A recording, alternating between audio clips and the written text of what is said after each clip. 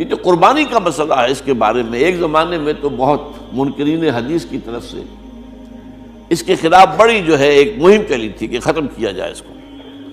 یہ خام خواہ جو ہے خرچ ہوتا ہے بہت بڑا اور ضائع ہوتا ہے گوشت. اتنے بڑے پیمانے پر گوشت ہوتا ہے کھایا نہیں جاتا.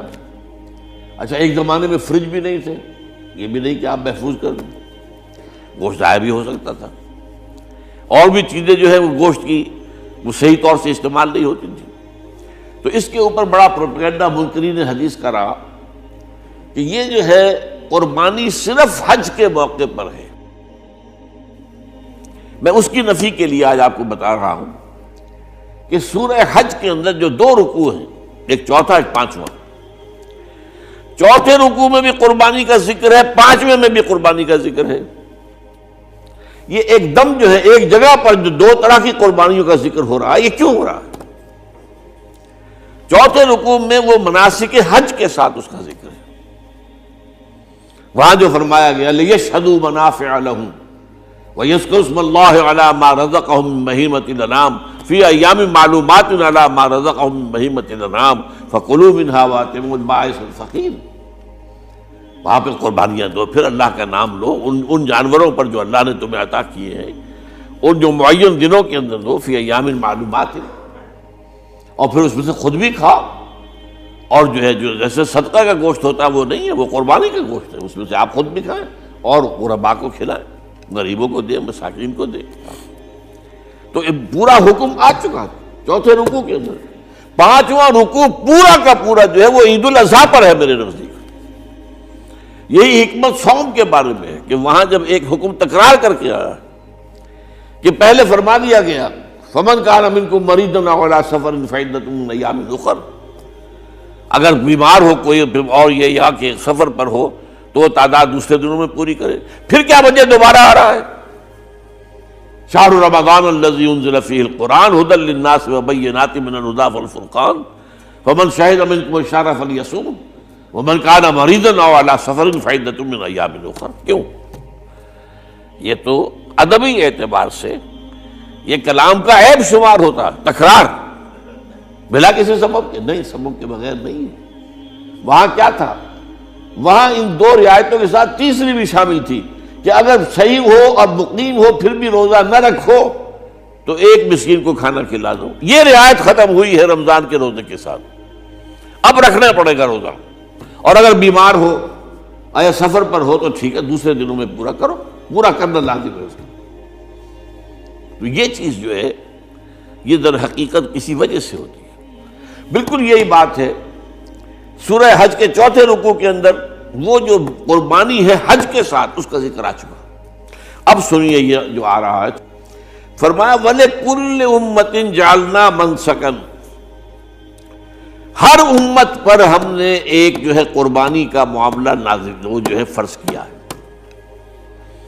میں نے چونکہ آج شروع میں کہا تھا کہ صوم اور حج میں کچھ مشابہتیں ہیں. دیکھیے صوم کا حکم بھی آیا تھا تو کس طور سے آیا تھا؟ یا ایھا الذین آمنوا کتب علیکم الصیام کما کتب علی الذین من قبلکم لعلکم تتقون.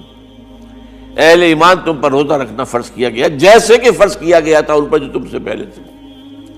یہاں پر اسی حوالے سے بات ہو رہی ہے کہ اے مسلمانوں یہ قربانی صرف تم پر فرض نہیں کی جا رہی, یہ تو ہر امت پر, ہر نبی ہر رسول کی امت.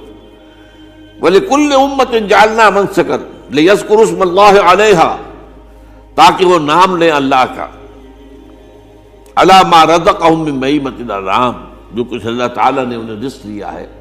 یہ چوپائے جو ہیں حیوانات قسم کے, ان پر اللہ کا نام لے کر چھری پھیری جائے, اللہ کے نام سے ان کو ذبح کیا جائے. فَإِلَٰهُكُمْ إِلَٰهٌ وَاحِدٌ فَلَهُ أَسْلِمُوا. تو یہ جان لو کہ اس قربانی کی اصل روح کیا ہے؟ وہ یہ ہے کہ اللہ تمہارا ایک الہ ہے, اسی کے سامنے تمہیں سر جھکانا ہے. یہ روح تقویٰ اگر نہیں ہوگی تو یہ قربانی بے معنی ہو جائے گی. نماز و روزہ و قربانی و حج یہ سب باقی ہیں, تو باقی نہیں ہے. جب اللہ تعالیٰ کے ساتھ تعلق نہیں ہے تو یہ ساری چیزیں ریچولز بن جائیں گی. اب یہ بھی ہوتا ہے 20-25 ہزار کے بکرے جو ہیں وہ لوگ لیتے ہیں, پھر ان کو گھماتے ہیں پھراتے ہیں, ان کے اوپر ریشمی چادریں چڑھاتے ہیں، جو ہے وہ مہندی لگا کر. بہرحال وہ چیزیں جو ہیں یہ اظہار اس طرح کا یہ تو پسندیدہ نہیں ہے. تو یہ تو لوگوں کو دکھانے کی بات ہے اور اپنے پیسے کی جو ہے اپنی دولت کے اظہار کا ایک ذریعہ ہے. لیکن یہ کہ بہرحال قربانی انسان کرے اور یہ کہ اس کے اندر روح جو ہے تقویٰ کی وہ موجود ہوگی. فَإِلَٰهُكُمْ إِلَٰهٌ وَاحِدٌ فَلَهُ أَسْلِمُوا وَبَشِّرِ الْمُخْبِتِينَ. اور اے نبی ان لوگوں کو بشارت دے دیجئے کہ جو اللہ کے سامنے جھکے رہتے ہیں، خشوع اور خضوع کی شکل اختیار کرتے ہیں. الَّذِينَ إِذَا ذُكِرَ اللَّهُ وَجِلَتْ قُلُوبُهُمْ، وہ لوگ کہ جب اللہ کا نام لیا جائے تو ان کے دل لرز اٹھتے ہیں. وَالصَّابِرِينَ عَلَىٰ مَا أَصَابَهُمْ، اور صبر کرنے والے جبکہ اس چیزوں پر کہ جو اللہ کی طرف سے ان پر آ گئی، وہ مصیبتیں، کوئی تکالیف. والمقیم الصلاۃ، اور نماز کو قائم کرنے والے. ومما رزقناہم ينفقون، اور جو کچھ ہم نے انہیں دیا ہے اس میں سے خرچ کرنے والے. یہ ایک نظام ہے پورا کا پورا جو اس آیت میں بیان کر دیا گیا. اس کا ایک جز جو ہے وہ یہ بھی ہے وَلِكُلِّ أُمَّةٍ جَعَلْنَا مَنسَكًا. یہ قربانی کا معاملہ جو ہے یہ بھی ہم نے ہر امت کے اوپر فرض کیا. ہر امت جو ہے اس کے اوپر لازم کیا گیا، اور اے مسلمانوں آج تم پر بھی لازم کیا جا رہا ہے. وَالْبُدْنَ جَعَلْنَاهَا لَكُم مِّن شَعَائِرِ اللَّهِ، اور یہ جو قربانی کے اونٹ ہیں، یہ خاص طور پر چونکہ عرب میں تو اونٹ کی قربانی ہوتی تھی، دوسرے جانور تو وہاں کم ہوتے ہیں، اور بہرحال ان کی قیمتی متاع بھی اونٹ ہے.